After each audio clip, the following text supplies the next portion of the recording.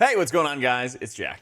Back at it again to talk about the design of healers going into the War Within, who is in good standing and maybe needs some minimal changes or a little bit of updates here and there, and which ones I think need the most amount of support. I'm not talking about numbers, by the way, and we'll talk about some healers that are doing kind of low numbers, but that's irrelevant to what we have going on right now. I'm just going to be talking about who is in good standing, and we're going to be doing it with our tier list system, where A tier is going to be healers that could, S tier is going to be healers that are perfect, doesn't need anything. A tier is going to be some of those healers that have it pretty good, but could use mainly variety or like some different talent options. They have good builds, but maybe there's just straight up bad talents. And it'll go all the way down to D tier in that they likely need full-fledged revamps, reworks, different talents, brand new talents, the works. Starting off, let's look at Mistweaver in the A tier. While they're constantly getting more changes and more variety in their talents, and especially adding certain talents like Chi Harmony, which coming from the Emirdrasil tier set, adding that as an option, and then also adding a passive choice node that competes with it. I love a lot of the changes that the Mistweaver spec is getting going into the War Within, and I think it really should be like the baseline for how healers are not only designed, but also maintained. They have a lot of variety in terms of the talent options that you have access to, but it's not all hunky-dory. I think there's a few different talents and also choice nodes out there that could use a bit of a facelift. I think it's still very expensive. After talking to Swaggles and some other expert Mistweavers, they were remarking how it's very expensive to be able to even get a fistweaving build off the ground in a raid, and having a large divergence between output when you are actually speccing into things like ancient teachings of the monastery. So I think they've had a difficult time being able to balance how like the raid and M+ setups really are working. The class tree in particular, I mean, we still have some real oddities with things like statue existing and trying to be able to net out good value, but it's happening oddly enough at the same exact time where they're getting like crazy amounts of mobility and being able to break out of snares, walk on water, get the extra dash to whichever direction you want. So it's odd that there's a lot of rejuvenation in some areas for Mistweaver, and innovation, you could even say. But then at the exact same time, they're dealing with, Jade Zurban statue and taking a ton of talent points and a ton of GCDs in a raid in particular to be able to cast your ancient teachings in the monastery, as opposed to just playing a raid setup that's more caster oriented. Personally, I'm not a huge fan of the caster oriented Mistweaver that's been going on for kind of quite a while now, but I do think the spec is in excellent standing and looks very good for the War Within. Just needs a little variety. Holy Priest is our only other A tier, I would say, going into the War Within, because the 10-2-6 rework, which rolled like Imperial Blaze into Chastise, updated some talent options, added some new life to Lightwell, they've all kind of come together to considerably improve the spec, and I really like being able to see these like simple adjustments that can have good impacts. And I think you need to look no further really than some of the updates that were coming with the War Within for some of the different hero talents on hand.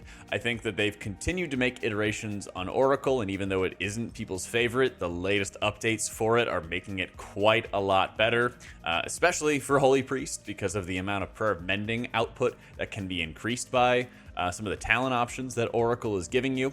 But by and large, they've done a really good job of streamlining a lot of the talents and making it easier to be able to take the options that you want. We saw from Dragonflight to today where it was this massive investment to be able to get talents like Miracle Worker, whereas other mandatory talents, I mean, it basically is mandatory, like Apotheosis or Salvation, were up at the top. And so the adjustments they've made over time have done a really good job of like rejuvenating the spec, and it seems like they've got a good idea as to like where they want the spec to really exist. Some of the downsides, I think that there's a lot of power in the Holy Words, but almost at the expense really of casted abilities like Prayer of Healing. It's really weird that Prayer of Healing hits for so little, and it's basically just a resource that gets you Sanctifies in like a raiding environment. And in a dungeon environment, it's so weak that you just don't talent into it because it's just not worth the cast. And so there's a bit of an issue, I think, of being able to scale down your output with some of the talent options that they have there. And I think that's a notable area that they could be like working on going forward. There's also some choice nodes that are actual choices, and there's others that are not so much. I agree with how they do it for like restitution. I think next expansion, Lightweaver's looking really good, at least so far on beta, but we'll have to see as M+ testing is going to be continuing. But I'm really excited for like the future with Holy Priest, because there's been a lot of times where people are like, oh yeah, it's going to be boring, it's going to be dull. But I think they've done a good job of adding a little bit more challenge into output throughout the course of Dragonflight and the War Within, with talents like Answered Prayers, which are giving you those random apotheosis procs that you can sort of track, and you can sort of think about how you're going to use those procs before they end up happening. The new tier set bonus, which we talked about in our previous video, copycatting the effects of your spells and basically casting them again, is really nice to be able to pair with an effect like Answered Prayers, and adds even more weight to it, while still not being an insanely difficult spec to be able to operate. How they've built up Holy Priest to be able to have more challenges, but not also have like this brick wall that you need to climb to do decent output, I think is a great standard to set for most of the healers in the game.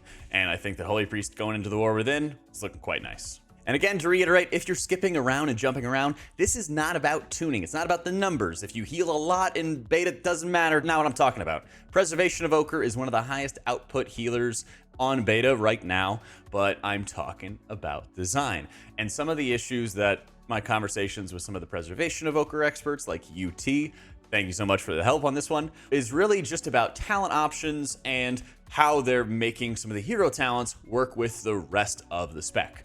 Things like Chrono Warden, for example, are so universal because it just kind of makes what you're already doing that much stronger. And unfortunately, my favorite of the hero talents, or one of my favorites, I should say, like top 3, was Flame Shaper. And I think a couple of the nerfs that they've had over the course of Alpha have kind of brought that spec down a little bit more than I personally would like, but also it kind of forces, just by the design of Flame Shaper with your engulf ability, consuming Dream Breath uptime and healing based on the number of healing over time effects that you have on that target, it also is competing with some of the Echo builds. And so as a result, it's just a lot cleaner to be using certain hero talents for what looks like stronger builds as we're entering our raid testing. And so I think some of the issue that a lot of Evoker players have talked to is that you're sort of pushed into Chrono Warden, at least at the moment, you're kind of pushed into these play styles. And they've done a number of updates to the class tree, notably Spatial Paradox getting added into the class tree for all of the Evoker specs, like Preservation, is incredibly good utility. I say that as a priest main who's going to beg for it every single time, but little things like that do add more choice and do add more variety. Although it does seem like there is a number of really good options, and you sort of are like struggling between some like utility in some aspects versus like taking a hit in like the numbers section. I think that's present in a number of class trees at the moment, fighting between utility and output. On the spec tree side, they've done a really good job of being able to add more of like an M+ setup, an entire M+ row that you're able to prioritize while keeping the Life Spark, the season 4 of Dragonflight tier set, where you're getting the free living flames, the instant living flames, is really nice to be able to see. But they're also kind of spread between Blossom builds, Echo builds, and sort of Reversion added on top of that, which more of an Echo setup. And there's this odd sort of friction that I think you just sort of like get zoned into like one build instead of having like a larger variety. They've really moved away the spec from having like crazy bursts the way it did in like Dragonflight Season 1, which makes sense, and hopefully the healing environment is going to be a little bit better, so it doesn't feel like you're just waiting for burst damage all the time. Preservation could use a little bit of a facelift here and there, especially in the tier set department, which I know most people are really not excited about. Having Verdant Embrace tied to an increase in Reversion output, Living Flame, and Dream Breath output, so that when you hit that button every 18 seconds or so, you have all of these other abilities that are demanding your attention, and also having a high likelihood of getting overridden if you're not tracking where you're putting that super reversion out isn't really too appealing for a lot of players I've talked to. I'd really love to see Preservation Evoker have Engulf become more of like a spot heal talent on hand. I'm not sure if it'd be as necessary if the Life Spark M+ type setup is already providing you with like those living flames, but I'd be interested to see it since they've really watered down the burst output of consuming that dream breath for the explosion. I'd almost like to see it if it could be used more so as like a spot heal and not really compete with any sort of like echo setup or interactions that you have there. Also with Flame Shaper, getting the Renewing Blaze you can cast on somebody else is really insanely OP, and I wonder if that is kind of taking some of the power away from the hero talent spec. I almost think that they need to have like a mitigated or reduced version of that, because I was casting on my tank throughout our testing, and it is insanely OP. Very fun to play, but I think it might take some of the power out of Flame Shaper. Following up is Disc Priest, and while Disc Priest has a good 2 set bonus with an atonement increase, their 4 set bonus is either, demanding time where your smites and penances are building up a stronger shield or a stronger Mind Blast, which can immediately cause problems for the ramping Disc Priest. Also losing the Season 3 and Season 4 a Mirdrasil tier set bonus where you're getting the double dip out of your smites during Shadow Covenant. At the moment on beta, it's bugged where Void Blast with the Void Weaver hero talent is actually giving you that additional cooldown reduction. Whenever that gets fixed, we're going to really feel the drought coming in by not having that additional cooldown reduction. And I really think they need to cap Void Summoner, which is the cooldown reduction you get for your pet, and also buff it in the process, because having really large swings in your Shadow Covenant uptime as your primary output cooldown is really frustrating, because it's all dependent on your haste and how much time that you can be not moving and mashing that smite button. Having Spatial Paradox available with more healers will be nice, but I think it could potentially incentivize a lot of degenerate gameplay where you're dependent on these external resources like the rescues, like the Spatial Paradoxes, so you can turret heal and mash smites all the time to get the cooldown reduction, to get the healing when you want it, and it's not the most engaging gameplay loop that you have. As opposed to being able to quickly hit your cap for your cooldown reduction for your pet, whichever that you ended up choosing, and then be able to do, mechanics, add crowd control, actually add some damage in other ways, like actually applying your dots. Dots, like Purge the Wicked, have notably become a lot weaker since the Aberrus raid tier ended. We basically went from an area where you would benefit from your pet uptime, the casted Shadow Covenant when you had to, and your dot, since your Aberrus tier set was increasing your Purge the Wicked damage, and it also synergized with some talents like Expiation, which have been dead for kind of a while, so consuming that dot damage doesn't really hold as much value as it used to, and the Disc Spec tree is really chocked full of like dead branches on the tree. You have things like Contrition, Aegis of Wrath, Uppies for another one, that are just really rarely used or are difficult to be using. And so I don't think this needs some full-fledged revamp, but it really does need some rejuvenation with some of these dead branches, paring down some of the talents that are dead or just not very good, and making sure it's going to be updated really for the future. There's always going to be technically like a bad talent that's not going to be as good as one option or as good as the other, but they shouldn't be so bad that you just want to avoid them at all costs. Next up, I think Resto Druid has it pretty good, but it's always such a mixed bag. They revamped the class tree, for example, and there's some really good things in there, like Fluid Form. I think it's called Lycara's Teaching. I think it was the only 3-point node in the game, is now a 2-point node, huzzah! But it's still really tedious to compete between things like Rejuve uptime and then raw utility. And that kind of rolls into what we were talking about prior with Preservation Evoker, that when you have a lot of really good talent options, they're also competing with the utility that you can bring to the table. And then it feels like you need to be playing with like an arm tied behind your back on the healing front so that you're not going to be having another arm tied behind your back on the utility front. Feels like there's a lot of sacrifices, and much more so than I think a lot of other healers are actually having to bring to the table. From the Spec tree perspective, I like the updates that they had with removing Adaptive Swarm and updating with Call of the Elder Druid, which is making it so that when you switch into cat form, you're able to have some of that damage turning into healing. It is a bit of homogenization where pretty much every healer at this point has some form of damage to healing conversion. I think the only ones that don't are like Holy Priest and maybe it's Preservation Evoker that don't, because I mean Paladin, Resto Shaman, Disc Priest, Monk, and now Resto Druid all have those things. So it's a weird kind of homogenization, but like as long as it's fun, it's not that big of a deal.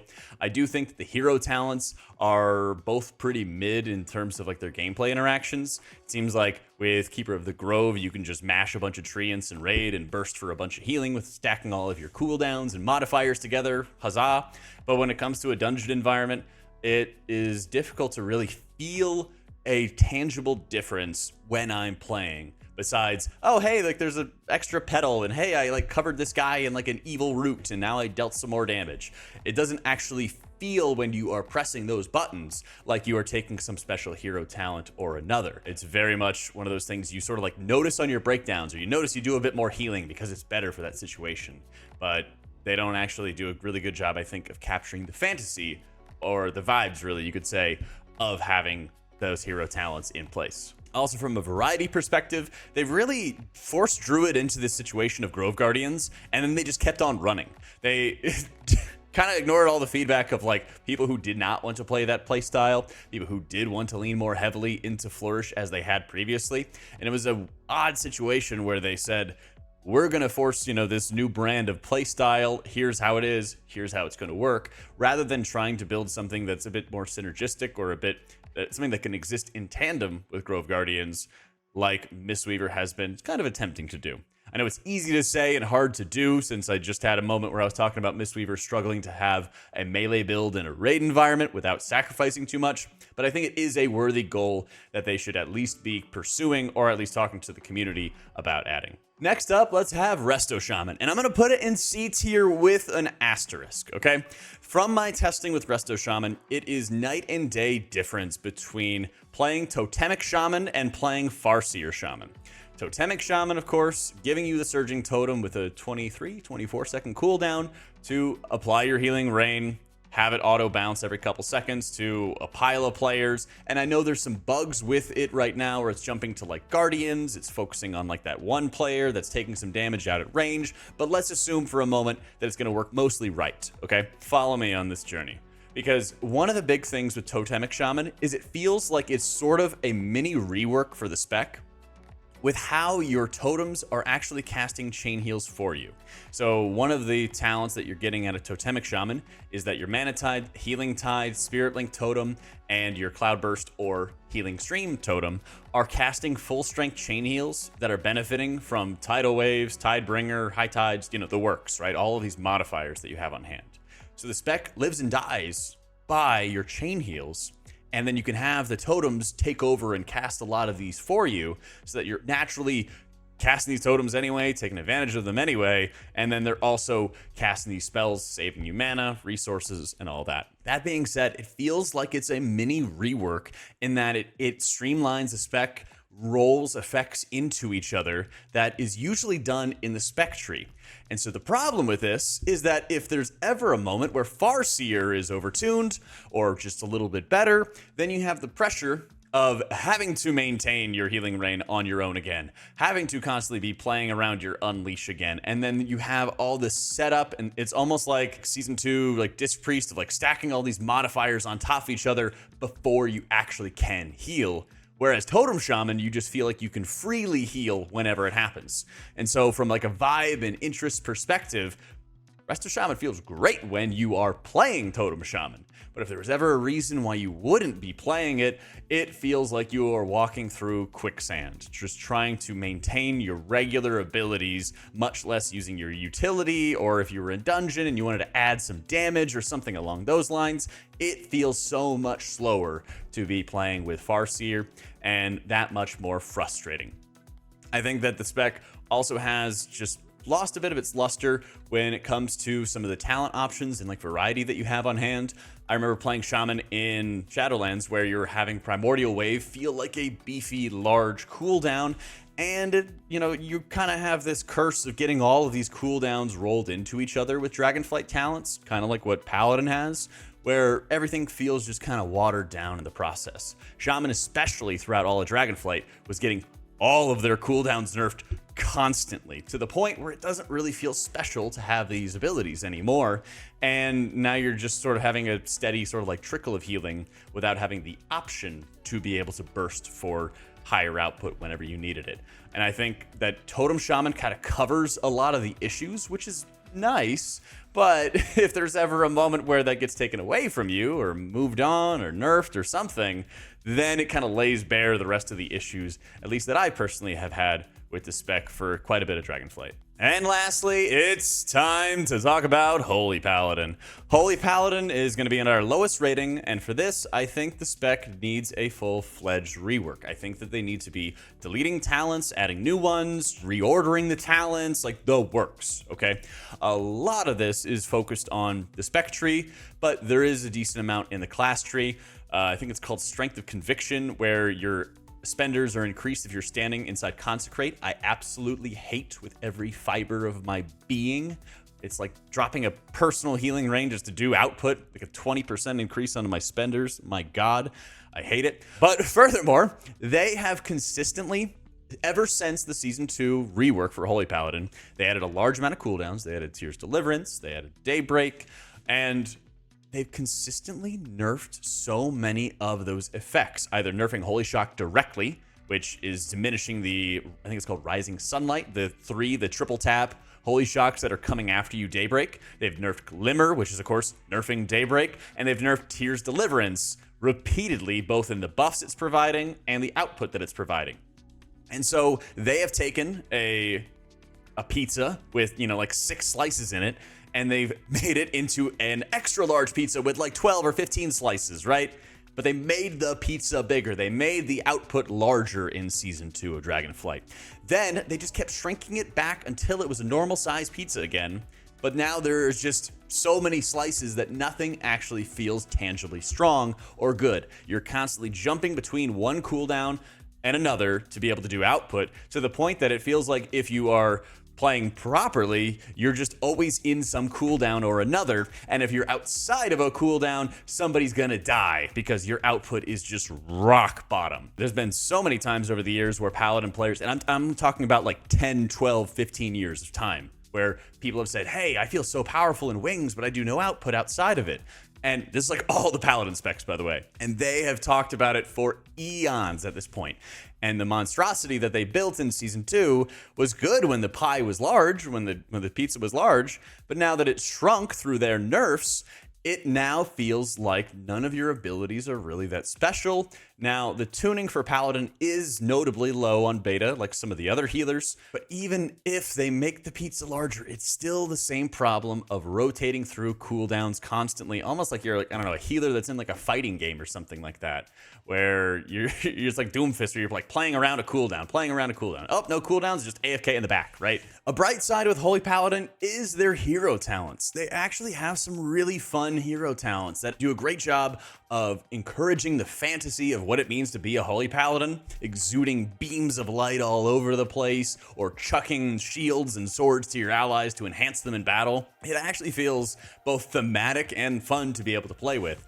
I know not everybody's going to be a huge fan of Lightsmith, but I think it's actually good for that to exist, that there's a distinct build that maybe isn't for everybody.